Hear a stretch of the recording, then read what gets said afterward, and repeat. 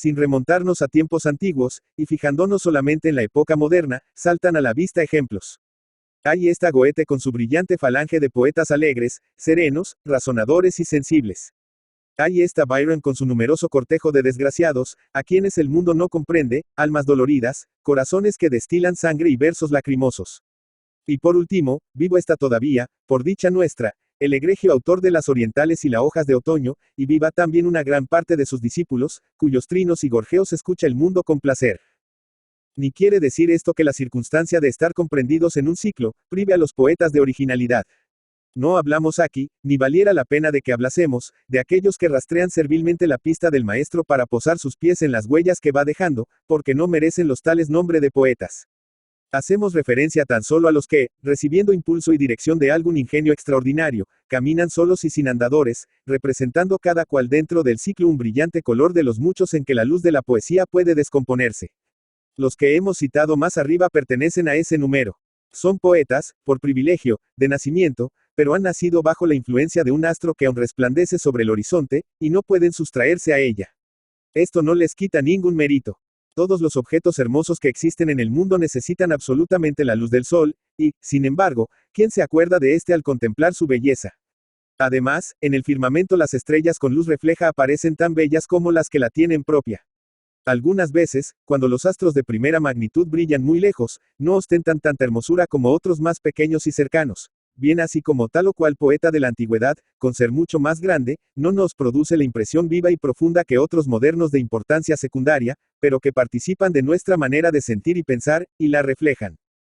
Adviértase también que los ingenios extraordinarios que comunican movimiento y señalan derrotero a un periodo literario, los que Juan Pablo Richter denomina genios activos, son o han sido muy pocos en el mundo. La mayor parte de los poetas que admiramos y nos deleitan pertenecen a la categoría de los que el mismo crítico llama genios pasivos, si bien, a nuestro entender, incluye en este número a algunos que merecen ser colocados entre los primeros, como Rousseau y Schiller. Dejemos, pues, sentado que nos gustan todos los pájaros, ruiseñores, canarios, malvices y jilgueros que cantan en el árbol de que nos habla sola. Oyala nos fuera permitido pasar la vida reclinados dulcemente bajo su frondosa copa escuchándolos. Pero todo el mundo se empeña en aconsejarle a uno que trabaje. Apenas nos distraemos un poquito con sus gorjeos, cuando nos dice la voz de cualquier fiscal municipal o jefe de sección: hola. Versitos, vaya una gana que tiene de perder el tiempo. Y no es eso lo peor. Debajo del árbol no se disfruta tampoco la paz y sosiego necesarios. Los mosquitos y moscones, las arañas, los sinifes y bichos de todo linaje no dejan un instante de atormentarle a uno con su zumbido cuando no con sus pinchazos. Excuso decir que me refiero a la nube de poetastros de todos sexos, edades y condiciones que, para escarmiento de pícaros, existe en la capital. 2. Voy a hablar de algunos de nuestros mosquitos más distinguidos. Conviene de vez en cuando sacudirse las moscas. Divídense en 4 grandes familias, a cual más perversa y endemoniada. La primera es la de los mosquitos sentimentales, que son los de apariencia más inofensiva, aunque en realidad haya motivo para guardarse bien de ellos. Tienen un zumbido dulce y quejumbroso, que al principio no molesta gran cosa, pero que llega a hacerse insoportable. De estos mosquitos, algunos empiezan a disgustarse de la vida, así que entran a cursar la segunda enseñanza. Salen generalmente suspensos en los exámenes, reciben innumerables coscorrones del jefe de la familia y se enamoran perdidamente y en secreto de una mujer de 30 años. Hasta aquí sus estragos no pasan del círculo de la familia. Más al llegar a los 16 años comienzan a hacer coplas amargas como la hiel, inspiradas por lo común en la desesperación de Espronceda, un estúpido y obsceno poema fabricado por algún estudiante de medicina para deshonrar el nombre del ilustre poeta. Estas coplas se escriben con lápiz mientras los papas se figuran que está ala en su cuarto enfrascado en el estudio, y solo son admiradas de algún amigo discreto que recíprocamente presenta a su admiración otras coplas no menos amargas. Tal vez que otra estas coplas, que ruedan por los bolsillos de los pantalones hasta que se pudren, caen en manos de la mama al tiempo de coser o a cepillar la ropa. La mama, claro es, no sabe lo que aquello significa, pero corre a mostrárselo al papa, y aquí fue Troya. Este considera a su hijo sumido en un piélago de liviandades, se pone lívido, lanza profundos suspiros de congoja, y después de un enérgico discurso, encierra al culpable bajo llave durante 8 días. La mama, más dispuesta como mujer a los sentimientos dulces, acude a la religión y le lleva a confesar con un sabio jesuita, no sin que el joven poeta proteste sordamente, pues ya han huido de su atormentado espíritu las consoladoras creencias de los primeros años. Aunque pide perdón a su mamá y le promete no volver a escribir porquerías, el mosquito sentimental no puede prescindir de continuar zumbando a escondidas de su familia. Las persecuciones, lejos de abatirle, encienden más y más el horno de su inspiración y le acaban de persuadir de que la copa de la vida está llena hasta los bordes de cierto licor ponzoñoso, y que él se encuentra obligado a apurarla hasta las heces. Un periódico semanal de la población se encarga de comunicar su convencimiento al público, expresado en términos solemnes, aunque sin gramática. Desde esta fecha, nuestro mosquito comienza a gozar de una envidiable reputación que se extiende como mancha de aceite por toda la provincia. No obstante, por más que la opinión favorable de sus paisanos sea un bálsamo precioso para cicatrizar las heridas del corazón, todavía no está satisfecho y medita seriamente un día y otro en venir a zumbar a Madrid, a fin de que se le oiga en todos los ámbitos de la península. El Papa, que ya se va convenciendo de que su hijo, aunque haya salido suspenso en la mayor parte de las asignaturas, llegará a ser hombre célebre, consciente en hacer un sacrificio.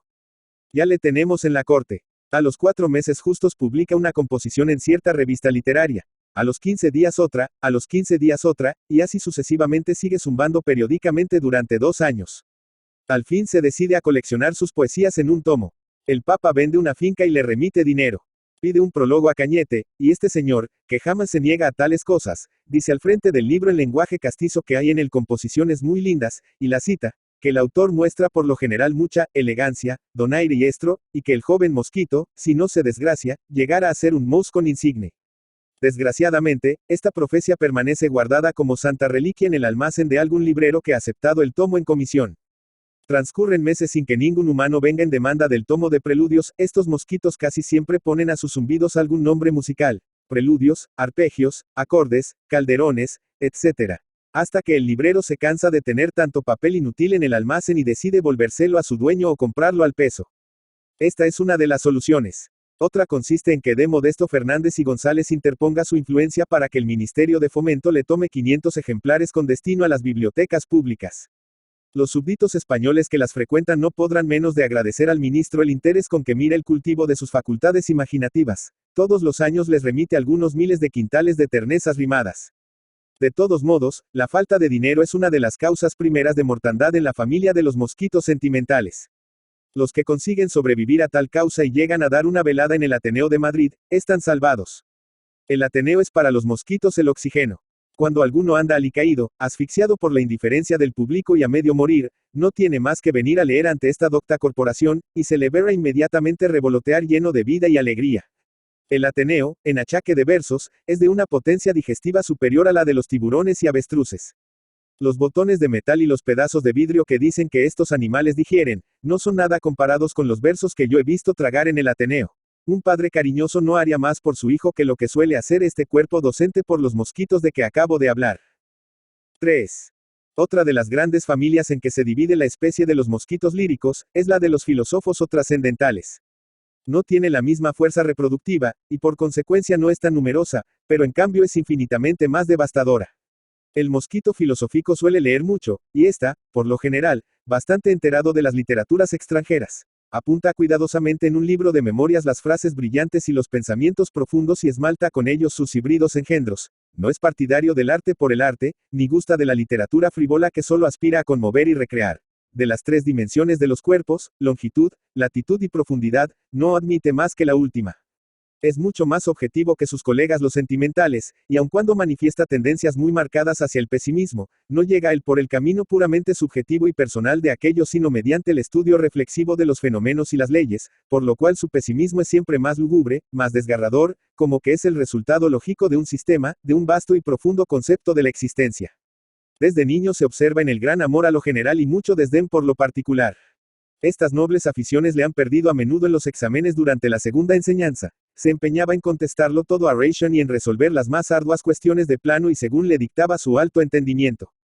En historia natural salió suspenso, porque habiéndole preguntado las clasificaciones, contestó que él no admitía clasificaciones en la naturaleza, que el mundo debía considerarse siempre en su unidad indivisible y permanente, y que todas las clasificaciones estaban sujetas a cambios incesantes, según los progresos que se hicieran en el estudio de la materia. Los profesores de instituto, salvo honrosas excepciones, son más dados a lo temporal que a lo permanente, y el mosquito filósofo padece por esta causa muchos vejámenes en los albores de la vida. Después de formada su opinión en lo que atañe a la existencia, al amor, a la religión, a la muerte, etc., etc., Nuestro mosquito adopta la manera que le parece más interesante para zumbarla al oído del público. Unas veces se presenta con un escepticismo risueño y paradójico que parece decir a los lectores: yo no creo en nada, ni en Dios, ni en los hombres, ni en la madre que me parió, pero me gusta aprovecharme de las cosas buenas que en el mundo nos encontramos, como el amor, los buenos vinos, los paisajes bonitos, etcétera, etcétera. Y vamos viviendo. Su maestro es Campoamor, a quien imita no tan solo en el pensamiento sino en la frase, expresando las ideas elevadas y abstrusas en forma llana y corriente. Y así como el ilustre poeta, también él desciende a los pormenores vulgares de la existencia y se complace en describir lo pequeño e insignificante. Yo no voy a la escuela. Aunque me pegue mi señora abuela. Qué sobriedad tan encantadora, qué amable sencillez se advierte en esta y en otras frases que se encuentran esparcidas por una muchedumbre de poemas no bastante apreciados del público. Otras veces prefiere envolver sus vastas concepciones poéticas y metafísicas, en un misterioso simbolismo atestado de laberintos. Su modelo entonces es el Fausto de Goethe, o el Manfredo de Byron. Pasa unos cuantos años escribiendo un grandioso poema, del cual lee solamente de vez en cuando, en academias y ateneos algunos fragmentos que dejan en suspensión y espanto el ánimo de algunos amigos. En este poema todos los seres animados o inanimados del universo expresan su opinión acerca del misterio de la existencia. Y de la suma de estas ideas se propone el autor que resulte la clave de todo. Las diversas opiniones se expresan en el poema del mosquito filósofo por medio de voces que van sucesivamente gritando por las páginas del libro.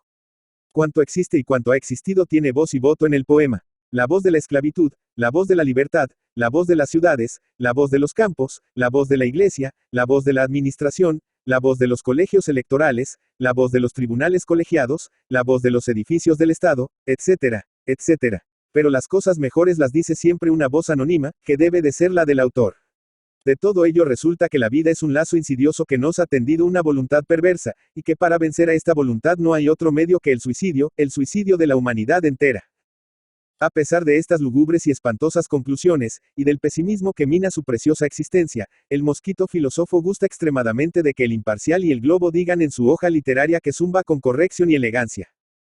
Viene después la familia de los legendarios, que estaba a punto de desaparecer de la fauna, y que merced a ciertos trabajos misteriosos de la naturaleza poderosamente secundada por la sección de literatura del Ateneo de Madrid, ha vuelto a cobrar vida en estos últimos años. Los legendarios aborrecen la edad moderna y desprecian la antigua. La única época histórica que les seduce es la comprendida entre la irrupción de los bárbaros y el Renacimiento. Dentro de esta época la institución que despierta en su juvenil fantasía mayor copia de romances octosílabos y endecasílabos, es el feudalismo.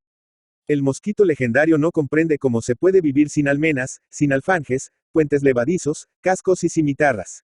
El amor no tiene atractivo para él, sino cuando la dama aguarda toda la noche a su Galen en una ventana del castillo, sin miedo a catarros ni a reumatismos, y el Galen despacha al otro barrio media docena de deudos para llegar hasta ella.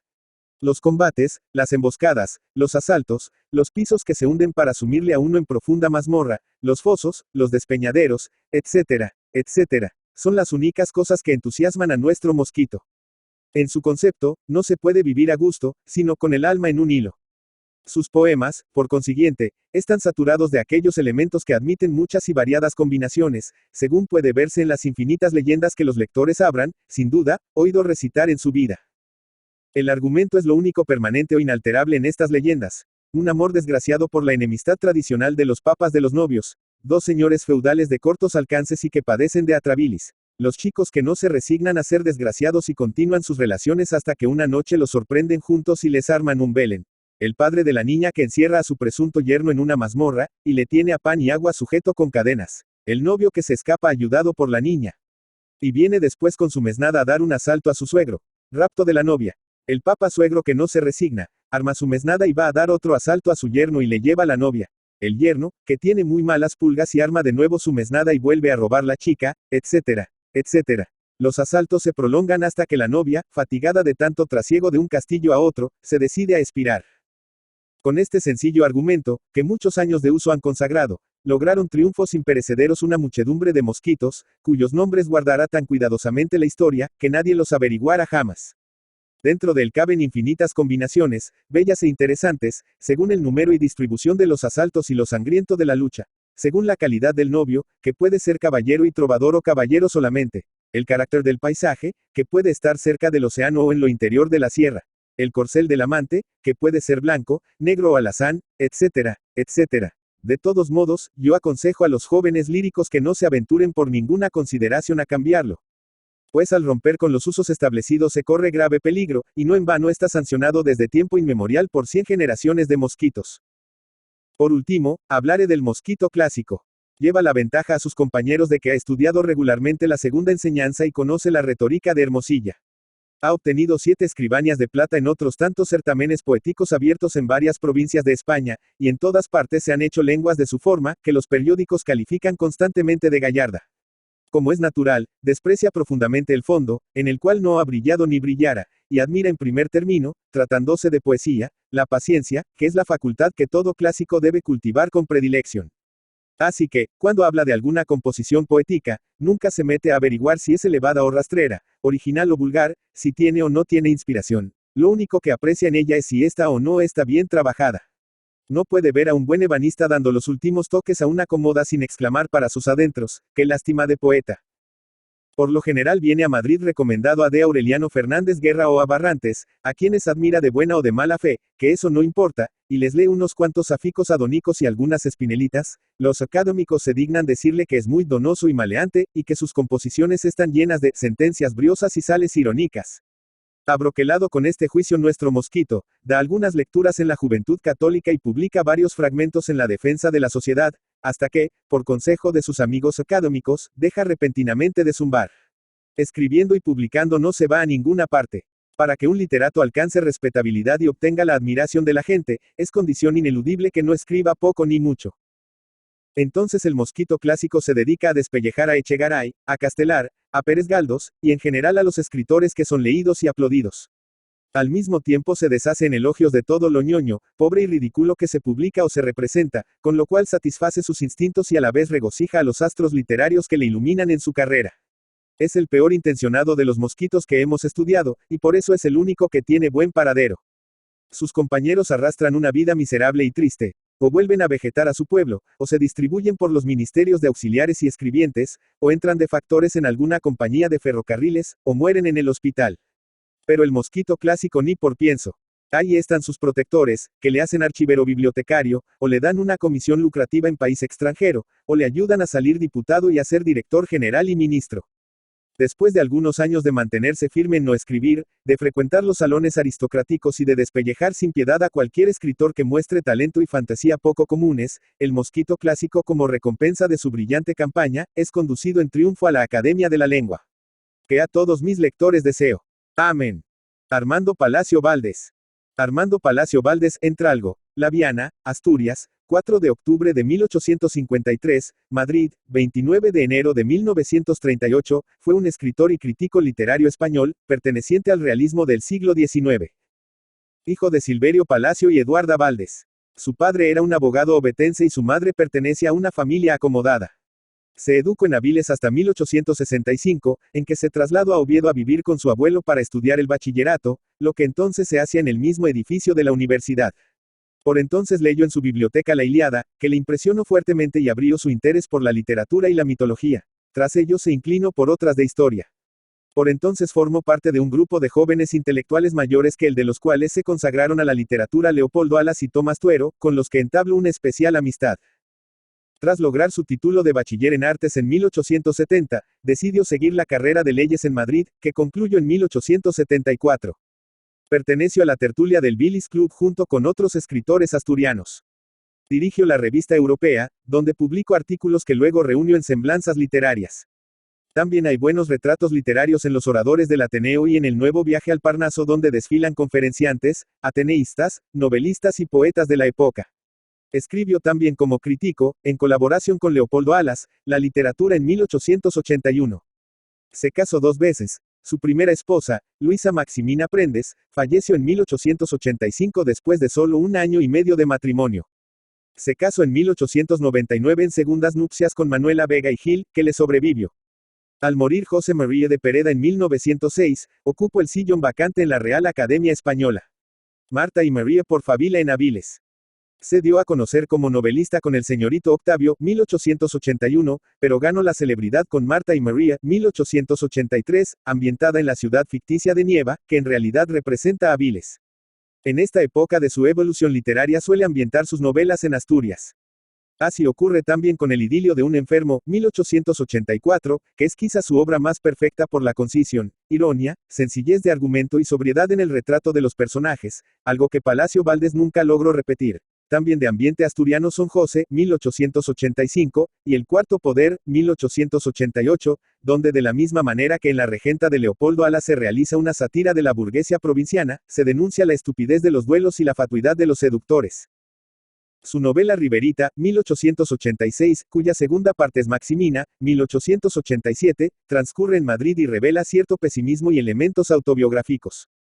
Por otra parte, la obra más famosa de Armando Palacio Valdés, La hermana San Sulpicio, 1889, transcurre en tierras andaluzas, cuyas costumbres muestra mientras narra los amores entre una monja que logra salir del convento y un médico gallego que al fin se casa con la religiosa vuelta al siglo. La espuma, 1891, es una novela que intenta describir la alta sociedad madrileña. La fe, 1892, como su propio título indica, trata el tema religioso, y en El maestrante, 1893, se acerca a uno de los grandes temas de la novela del realismo, el adulterio, de nuevo en ambiente asturiano. Andalucía surge de nuevo en Los majos de Cádiz, 1896, y las costumbres valencianas en La alegría del capitán Ribot, 1899. Entre todas sus obras, Palacio Valdés prefiere a Tristano el pesimismo, 1906, cuyo protagonista encarna el tipo humano que fracasa por el negativo concepto que tiene de la humanidad.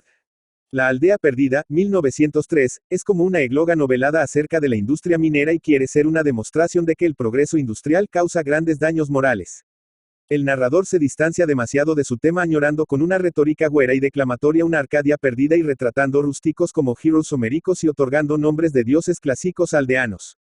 Es una manera sumamente superficial de tratar la industrialización de Asturias. A Palacio Valdés se le daba mejor la descripción de la ciudad que de la vida rural. Los papeles del Dr. Angelico, 1911, es una recopilación de cuentos, pensamientos filosóficos y relatos inconexos, aunque muy interesantes. En Años de juventud del Dr. Angelico, 1918, cuenta la dispersa historia de un médico, casas de huéspedes, amores con la mujer de un general, etc. Es autobiográfica la novela de un novelista, 1921, pero además se trata de una de sus obras maestras, con episodios donde hace gala de una gran ironía y un formidable sentido del humor. Otras novelas suyas son La hija de Natalia, 1924, Santa Rogelia, 1926, Los Cármenes de Granada, 1927, y Sinfonía Pastoral, 1931. Hizo 2 colecciones más de cuentos en El pájaro en la nieve y otros cuentos, 1925, y Cuentos escogidos, 1923. Recogió algunos artículos de prensa breves en Aguas Fuertes, 1884. Sobre la política femenina escribió el ensayo histórico El gobierno de las mujeres, 1931, y sobre la Primera Guerra Mundial en La guerra injusta, donde se declara aliadófilo y se muestra muy cercano a la generación del 98 en su ataque contra el atraso y la injusticia social de la España de principios del siglo XX. En 1929 publicó su testamento literario, en el que expone numerosos puntos de vista sobre filosofía, estética, sociedad, etc., con recuerdos y anécdotas de la vida literaria en la época que conoció. Durante la Guerra Civil lo encontramos en Madrid pasando frío, hambre, enfermo.